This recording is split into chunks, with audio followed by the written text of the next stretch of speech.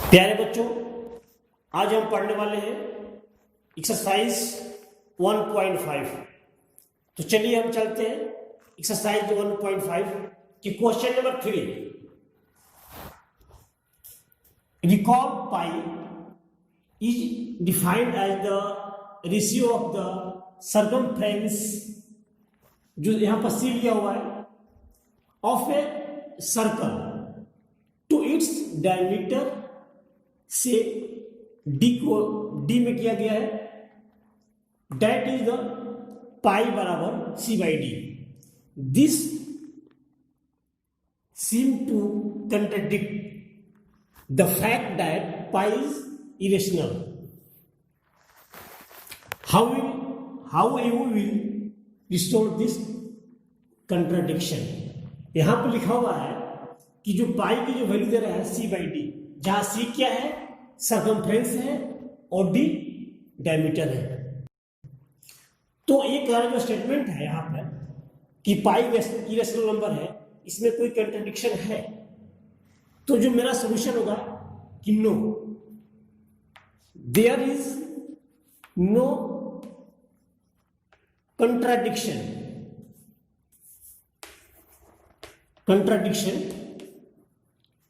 because we measure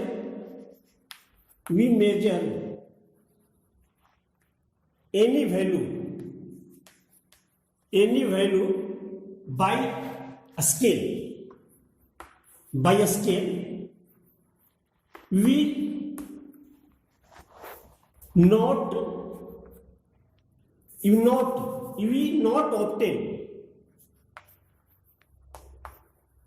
obtain approximate, you not obtain accurate,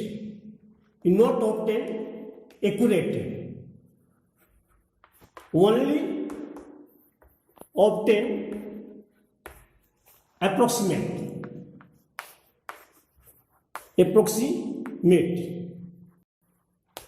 ठीक है। तो कहने का मतलब यह है कि जो कोई भी इसे सर्कल है, मान लीजिए ये सर्कल है, यहां पर ए डायमीटर डी हो गया, और जो है ये सर्कमफ्रेंस जो फ्रेंस है सी है।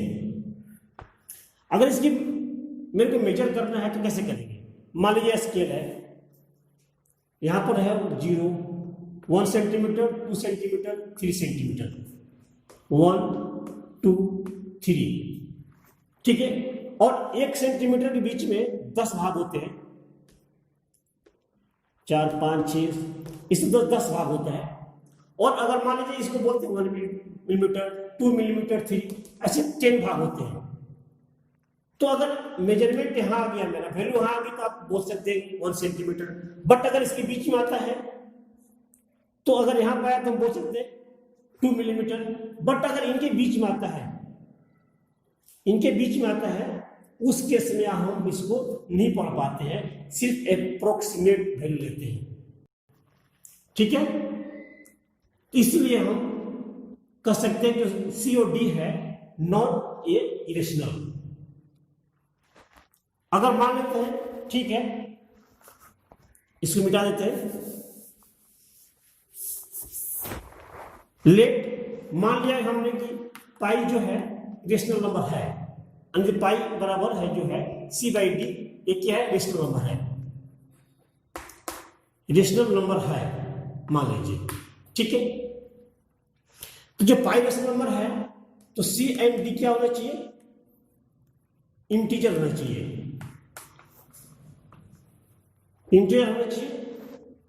और इंटीजर क्या होते हैं, कंप्लीट नंबर होते हैं।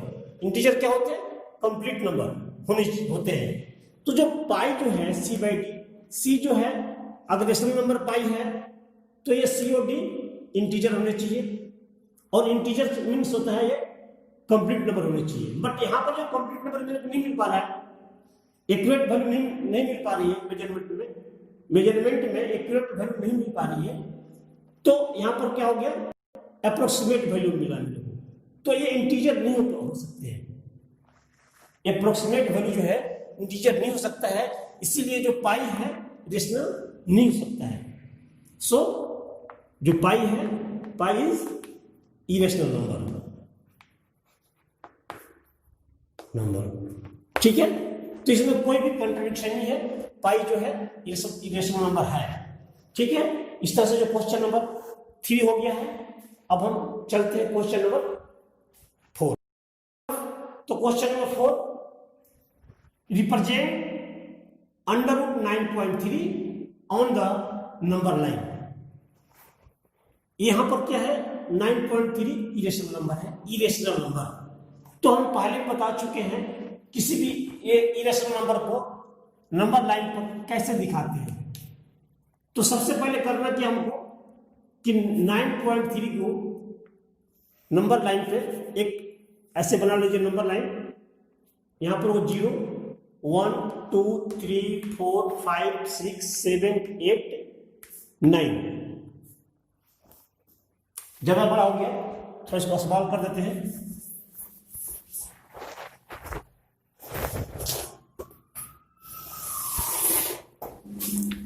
वन 0 1 2 3 4 5 6 7 8 9 और हमको दिखाना है 9.3। तो 9.3 यहां आ जाएगा, मान लीजिए। ओके, ये हो गया 9.3। इसके बाद मैंने बताया था जितना है 9.3 है, 9.3 के बाद 1 यूनिट आपको और आगे लेना है, यहां तक मान लीजिए 1 यूनिट यहां आ गया। तो ये जो पॉइंट ए है, ये जो पॉइंट मेरा जो था यहां बी है और ये सी है, ठीक है। अब जो नेक्स्ट स्टेप है, सी और डी का हाफ करना है। सी और डी को हाफ करना है, आप कंपास के माध्यम से कर सकते हैं। यहां से ऐसे कट करना है, आर्क लेना है, फिर यहां से ये आर्क लगाइए, फिर यहां से ए पॉइंट से आर्क लगाएगा और सी पॉइंट से भी आर्क लगाएगा। तो इस तरह से मान लीजिए यहां पर आ गया इसका सेंटर पॉइंट। ओके, अब सेंटर पॉइंट यहां आ गया जिसको डिनोट करेंगे। अब इसके बाद क्या करना है, ओ और सी को आर्क लेना है और एक सेमी सर्कल बनाना है। सेमी सर्कल बना दिया हमने, ठीक है। सेमी सर्कल हमने बना दिया। इसके बाद सेमी सर्कल बनाने के बाद बी पॉइंट पे एक परपेंडिकुलर लाइन खींचनी है। बी पॉइंट पे परपेंडिकुलर लाइन खींचना है। ओसी पे एक बी पॉइंट पे परपेंडिकुलर लाइन खींचना है जो इस आर्क ओसी को डी पॉइंट पे कट करता है, इंटरसेक्ट करेगा, ठीक है। तो जो बी डी है मेरा डी पॉइंट, यहां पर डी हो गया और यहां पर बी है। तो यहां जो बी डी है, यही जो इसकी लंबाई जो है 9.3 होती है, ठीक है। इसके बाद अब इसको नंबर लाइन पे लाने के लिए यहां से बी को आर्क सेंटर लेकर के एक आर्क लीजिए बी डी और इसको नंबर लाइन पर ऐसे मिला दीजिए। यहां आर्क लगा दिया हमने। ये जो पॉइंट डी हो गया मेरा, इसी को डिनोट करता है 9.3। तो आपका ये हम दिखा दिए। तो मेरा जो यहां से है बी सी, बी जो बी की लंबाई हुई, बी बराबर हो गया √9.3। इस तरह से आप किसी भी नंबर को दिखा सकते हैं, जो भी अंडर रूट में है, √2 है, √3 है या √5 है, √7 है, किसी भी नंबर को इस तरह से आप दिखा सकते हैं। इस तरह से दिखाना इजी है, तो आप भी दिखा सकते हैं। इसको नोट कर लीजिए और समझ लीजिए, ठीक है। अब इसके बाद हम बात करेंगे क्वेश्चन नंबर 5 की। तो हम चलते हैं क्वेश्चन नंबर 5 की तरफ। तो क्वेश्चन नंबर जो 5 है, इसके अंतर्गत जो है, rationalise the denominator of the following. इसका जो डिनोमिनेटर है, डिनोमिनेटर जिसे यहां √7 है, इसको रेशनलाइज करना, मतलब रेशनल नंबर में चेंज करना है। यहां पर क्या है, ये इरेशनल नंबर है, इसको रेशनल नंबर में चेंज करना है। तो इसका तरीका ही होता है चेंज करने का। 1/√7 है यहां पर, तो 1/√7 है, तो रूट 7 से ही मल्टीप्लाई कीजिए और रूट 7 से ही डिवाइड कर दीजिए। ये रेशनलाइज करने का तरीका ये होता है कि रूट 7 से ही मल्टीप्लाई कर दिया और रूट 7 से डिवाइड कर दिया, तो रूट 7 हो गया यहाँ पर और नीचे 7 हो गया। रूट 7 और रूट 7 से मल्टीप्लाई करेंगे तो सिर्फ 7 होता है, और 7 क्या है? रेशनल नंबर है, चेंज हो गया। मतलब यहाँ जो था इरेशनल नंबर, उसको चेंज करना है आपको रेशनल नंबर में, तो आपने चेंज कर दिया रेशनल नंबर, तो आंसर हो गया। ठीक है, अब हम इसकी बात करते हैं। अब इसमें आइए, तो इसमें क्या करना है कि रूट 7 जो है माइनस रूट 6, तो इसमें मल्टीप्लाई करना होता है, यहाँ पे माइनस है, इसको पॉजिटिव कर दीजिए बस। 7 plus root 6, root 7 plus root 6, इसके आप माइनस को प्लस करके ऊपर नीचे मल्टीप्लाई कर दीजिए, तो ये आगे चलकर रेशनल नंबर हो जाएगा।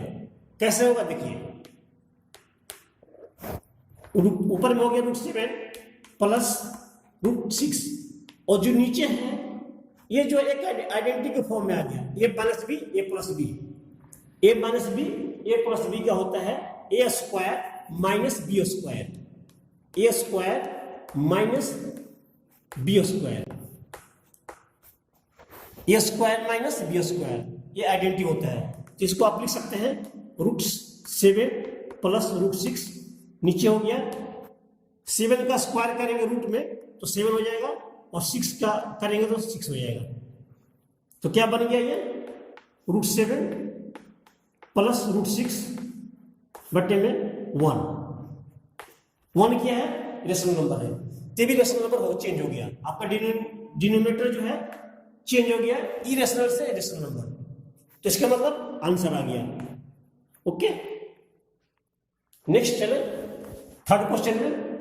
तो सेम इसी तरह से जैसे मैंने इसको माइनस को प्लस किया था, तो आपको यहाँ प्लस को माइनस करना है और कुछ नहीं करना है। देखिए रूट 5 प्लस रूट 2 मल्टीप्लाई का यहां पर रूट 5 माइनस रूट 2 कर दिया हमने, माइनस रूट 2, कहीं चेंज नहीं किया हमने, बस जैसे यहां माइनस था तो प्लस लिया था, अगर यहां प्लस था माइनस ले लिया। ओके, आपका आ गया आंसर। देखिए 5 माइनस रूट 2 नीचे हो गया, ए भी आइडेंटिटी हो गया, A plus B A minus B, मतलब A square minus B square, root 5 का स्क्वायर माइनस रूट 2 का स्क्वायर, रूट 5 माइनस रूट 2 नीचे हो गया, यहां हो गया 5, रूट 5 है तो 5 और रूट 2 का स्क्वायर का 2 हो गया, तो यहां हो गया रूट 5 माइनस रूट 2, नीचे हो गया 5 माइनस 2 3 क्या है? रेशनल नंबर है, तो आपका आंसर आ गया, क्योंकि हमको रेशनल नंबर में चेंज करना था, डिनोमिनेटर को चेंज करना था रेशनल नंबर में। ये भी आंसर आ गया, ये भी आ गया, ये भी आ गया। इस तरह से आसान है, बस आपको समझ में आना चाहिए। कोई इस तरह से कोई भी क्वेश्चन हो आपके सामने आसानी तरीके से कर सकते हैं। ठीक है, इस तरह से हो गया है, तो आप लोग इसको पढ़िए, समझिए। Thank you.